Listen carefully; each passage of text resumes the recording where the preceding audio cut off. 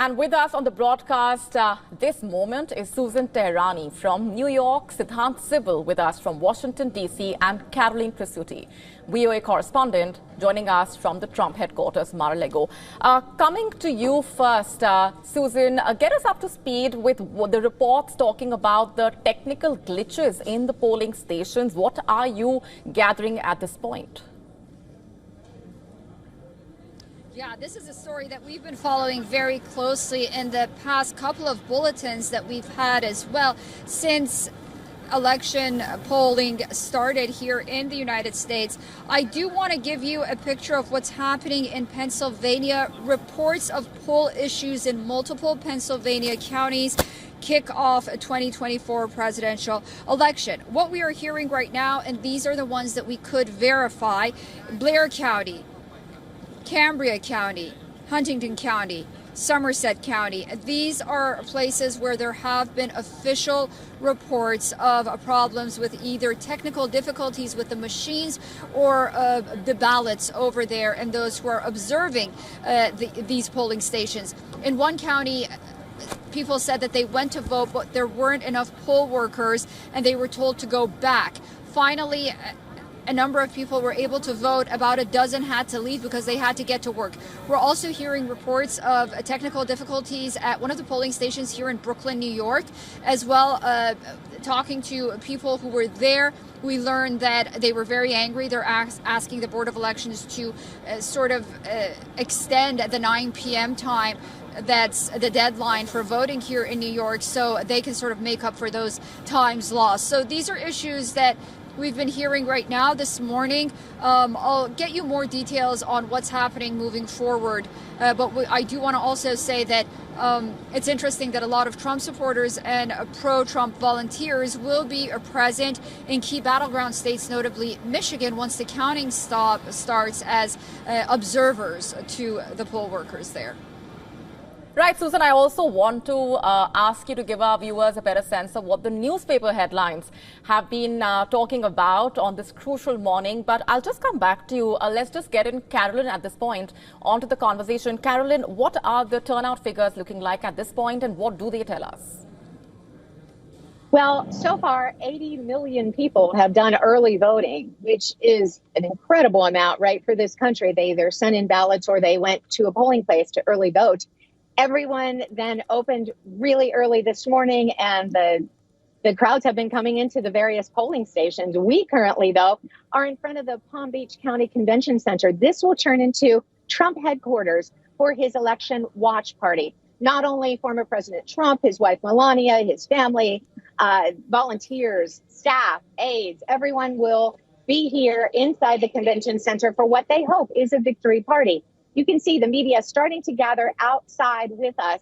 And there's also an area called the area of expression. Let me just show you that. It's a little bit over here. You can also see the security right here, like those tall fences. Those were put up last night just to block off this area and just to keep the traffic going beyond it. But in the median between those two roads, that is the area of free expression, which means that's where the protesters will be.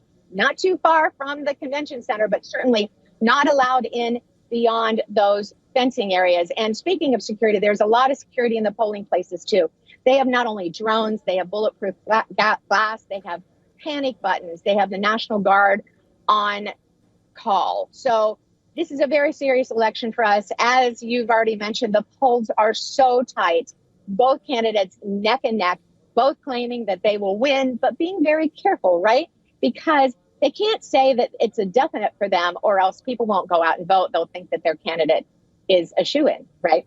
So they have to be very careful to say they're confident today when they go and vote. Incidentally, former President Trump will be voting about 3 kilometers from here at Mar-a-Lago. His polling place is in West Palm Beach, and we do have a crew there. We will bring you all that video, too, of him voting, if he chooses to decide to say anything to the media at that time. Right, pretty breezy scenes out there for you. Will either of the candidates actually have breezy sailing through or not? What will things look like? Which way will the wind blow, really? We will know soon enough. Coming to you, Siddhant, speaking of the security measures, as Caroline was just pointing out, what do things look like in Washington, D.C. In terms of the security preparedness, particularly? Well, Molly, I haven't seen so much security in Washington. WION has been to Washington several times, but this time around, this is very different. In fact, I'm standing at the Capitol Hill, and let me show you the visuals around the fencing, which you can see, and also the presence of the security personnel as well. In fact, I came very early morning here, and since then, I have only seen increased number of security personnel on the ground. Since yesterday, what has happened around main institutions in Washington, D.C., whether it's Capitol Hill, whether it is White House or Treasury building, it has been fenced. The iron fences have been put up. And also when it comes to the various establishments, various shops, they have put up a lot of wooden planks, and many roads, especially leading to the Harvard University where Kamala Harris will be present, have been closed as well. Thus, heightened security is there for a reason. Now, there are worries that post-election results, there can be protests or violence.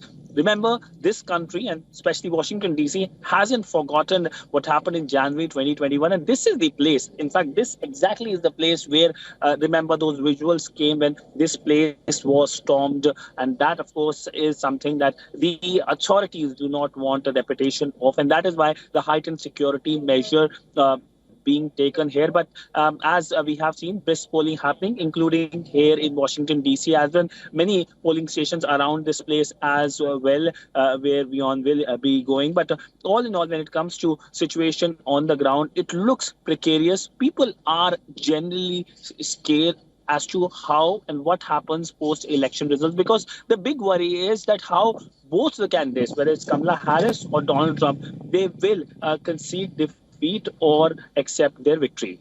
To stay up to speed with the latest news, download the WION app and subscribe to our YouTube channel.